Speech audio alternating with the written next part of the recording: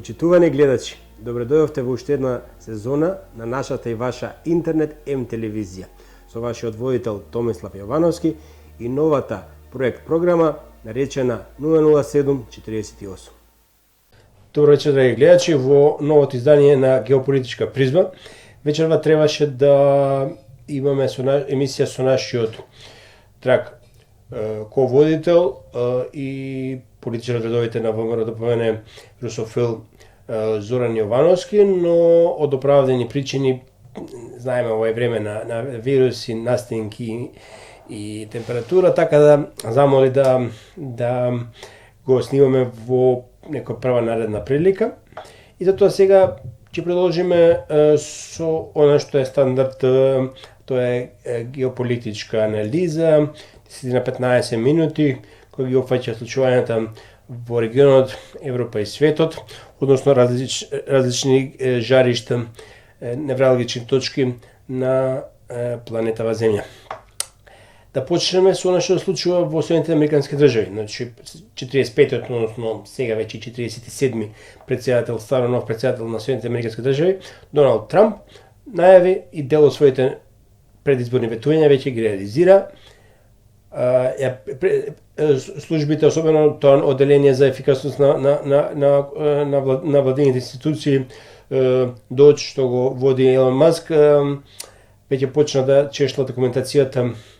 во USAID. За USAID е интересно затоа што многу финансираат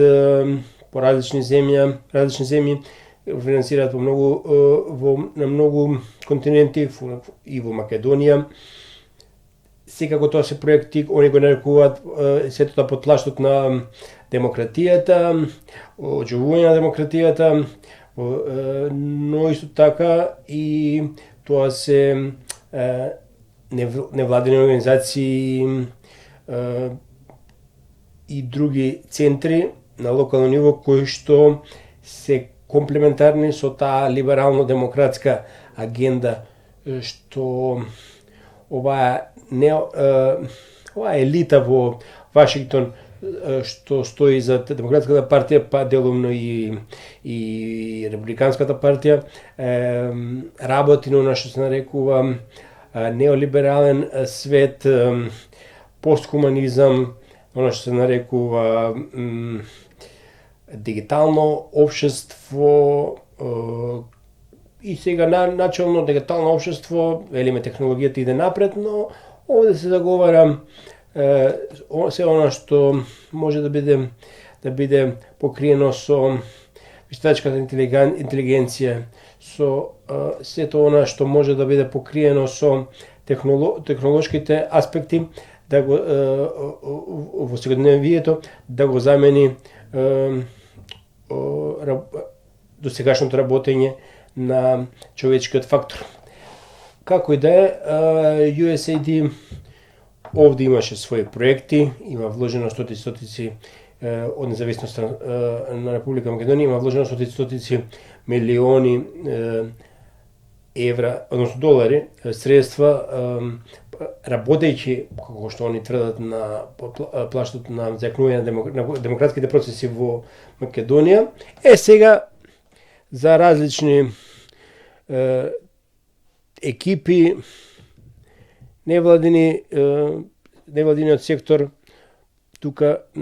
за дел од нив секнуваат изворите и се да видиме на која врата ќе се тропаат, но тоа е нивен проблем. Да ги видиме што се случува во овие невралгични точки. Иако се водат преговори во Женева, имаме ситуација на теренот во Украина, борбените действија не запираат. Излезе информација дека од руски званичници дека Донецк, Народната република Донецк е ослободена, како и Херсон и Запорожје 75%, Луганската народна република 99% и 400 км2 од првичната авантура, екскурзија, офанзива на оружените војни сили на Украина, кои навлегува август минатата година во Курската област, освоја првиот период околу 1200 до 1300 километри квадратни, сега таа територија освоена, добар дел русите ја поврати и остана само некако околу 400 километри или 1/3 од правобитните територии што ги контролира украинците, значи останаа некои 400 километри квадратни руска територија која треба да биде вратена под територијален интегритет. Спомнавме Трамп. Трамп изјави дека досегашната воена помош што ја дале Соединените Американски држави за Украина е 500 милиарди. Исто така искажа некои податоци кои што велат дека заради тие некои тарифи, царини што ги плаќаат сите оние американски производители, а потоа ги извезуваат во различни земји, Канада, Мексико, Кина, Европската унија, а американската економија трпи, а само наведе потаток дека нели царините за автомобили европските и сите други автомобили кои што се произведуваат надвор од Соединените Американски држави, за влез на американскиот пазар плаќаат царина не 2,5%, а додека да речеме во Европската унија тоа е 10%. И он веќе, значи говориме за председателот Трамп, веќе воведе одредени царини, тарифи према Народна република Кина од 10%, најави тарифни мерки се под плаштот на одбрана на американската економија и американското производство, значи некаде за отприлика скоро месец дена од сега, помалку од месец дена, веќе тој период тече, би требало да се воведат царини во вредност односно во износ од процентуално 25%, значи процентуално 25% повисоки давачките што треба да ги Канада и Мексико да ги платат према Америка. Гледаме дека во она што нарекува политичка борба за опстојување на она што нарекува во американски униполарен свет, значи опстојување на врвот, не се бираат средства, се пристапува кон овие економски мерки, говориме за тие тарифи, уведување на царини кон канадските производители и мексиканските производители кои што би требало нели да извезуваат во Соединените Американски држави, за отприлика месец дена од сега наметнати обврски од 25% во процентуален износ, и велиме дека не се бераат средства и само прашање во овој момент како би се поставиле малите играчи кога гледаме дека големите играчи не бираат средства. Дали може да кажеме дека конечно е закопано меѓународното право, меѓународните токови,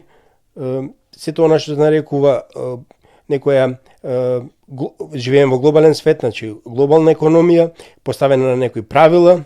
и законски прописи, сето тоа кога стана збор за светските велесили, гледаме дека нешто не се врши. Истовремено од оваа помош што американските политичари ја доведуваат до ниво од 500 милиарди воена помош за Украина. Председателот на Украина Зеленски тврди дека е многу помал тој износ. Излезе соопштение Маск кој тврди дека каде се стотици милиарди помош, таа разлика помеѓу американските пресметки и она што е украинска пресметка, но факт е дека тоа оружје е испорачано од некои производители во Соединените Американски држави или од нивните сојузници во Европа, но никош не е пристигнато на фронтот на Донецката република или односно Луганската република, односно на фронтот на Донбас во целина. Епа дел од тоа шверцувано оружје не стигнало таму затоа што се користат рутите за шверцување на тоа оружје или преку Црно море, која иде до крајната цел, а тоа е Блискиот исток, или горе преку Балтикот, до повторно некои други рути, кои што гледаме дека ги користат овие шверцери на оружје и на други, нели, како така да речам, нивни уносни бизниси. Во истовремено, Руската Федерација, ако може да се каже, доживеа некаков геополитички пораз во Сирија со падот на режимот на Башар ел Асад, истовремено не дозволува да се случи истото во Либија. Во Либија, иако е некој крхко примирие, сепак руските сили помогнати со приватната војска Вагнер, групација Вагнер, работат на страната на фелдмаршалот Хафтар. Истовремено, соработката, имаат своја база во Централна Афричката република, соработката со војните режими во Мали, Нигер, Буркина Фасо, Чад продолжува, а најново е дека русите склучија договор за поморската база Порт Судан со властите во Судан и од сега, значи, русите ќе имаат уште една точка каде што можат да нивните морнарички сили да користат, или она што се нарекува стратегија на топли мориња, русите да навлезат да излезат од онаа што се нарекува Балтик и Црно море и да навлезат во оние топли мориња, односно она што е стратегија уште од времето на кралицата Елизабета I, тој што ги контролира морињата или светските океани и топлите мориња, значи по широк смисол, тој и ја има геополитичката моќ. Во денешно време сме сведоци на мултидимензионална закана. Значи, спомнавме за овие користење на економските форми на притисок, царини, тарифи, во нека помека форма некој протекционизам или субвенции, но ајде речеме субвенциите се дозволени, но секако поставувањето на тарифи, царини и тоа како не одговара на еден глобален свет, каде што имаме глобална економија. Понатака, значи, покрај економскиот притисок, имаме политичка поларизација. Од една страна го имаме БРИКС, или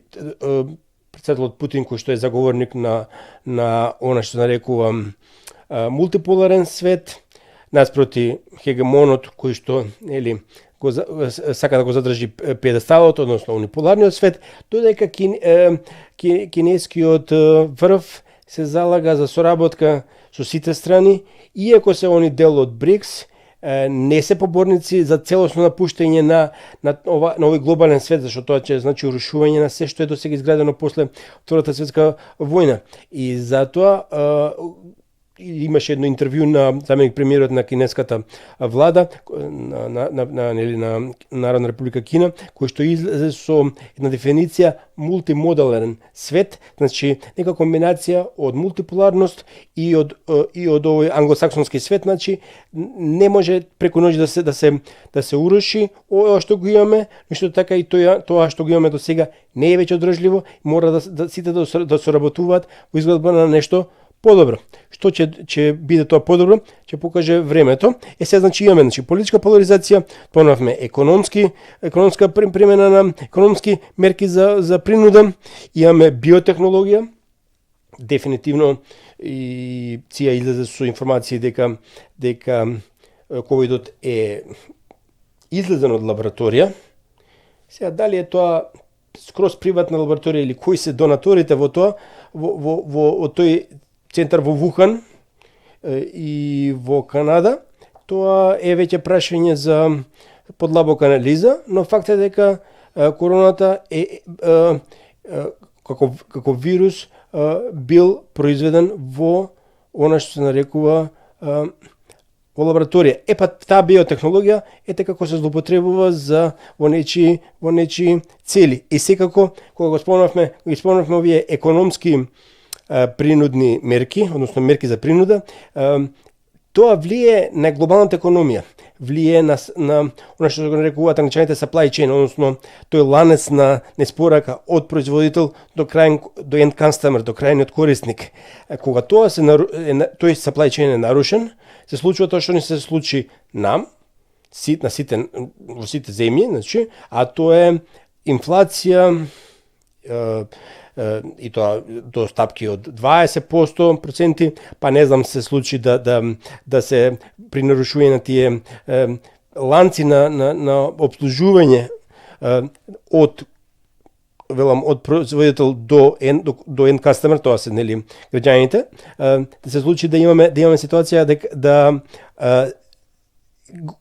едноставно се прекинуваат сите тие ланци и во тој случај се случи инфлација, но се случи и пад на глобалното БДП. А падот на глобалното БДП тоа се случи пред војната во Украина, падна на ниво толку ниско ниво, што сега потребни се по некои проекции од Светската банка и од ММФ, потребни се најмалку неколку години раст од 4,5 до 5% на глобалното БДП, за да се врати на некој ниво кое било пред ова урушување на овие ланци на снабдување. Од supply chain, од производителите до крајните корисници, а тоа се граѓаните. Американците работат или администрацијата на Трамп работи на она што се вели продолжување на Абрахам Рекордс, односно Абрахам договорите, кои што некои блиско источни арапски земји го склучија некои договори за билатерални договори, односно дојде фаза на воспоставување дипломатски односи помеѓу некои блискоисточни земји и државата Израел. Сега ова би било втор дел на Абрахам Рекордс, односно во плане на продолжување на тие билатерални договори со кои ќе се воспостават дипломатски односи, односно ќе се развие некаква соработка помеѓу овие некогаш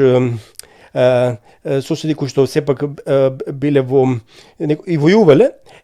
Во планот е Оман, Тунис, во прв план да ги воспостават дипломатските односи со она што се нарекува државата Израел, а главниот таргет на администрацијата на претседателот Трамп е воспоставувањето на дипломатските односи помеѓу кралството на Саудитска Арабија, односно династијата Сауд и државата Израел. Ова би било начин да се постигне примирие, долгорочно примирие кое би водило кон одредена стабилност на еден крајно нестабилен регион како што е Блискиот Исток. Така да, драги гледачи, наскоро очекувајте повторно теренски патувања во регионот, во Македонија, нови гости, нови интересни теми и до тогаш останете ми во добро здравје.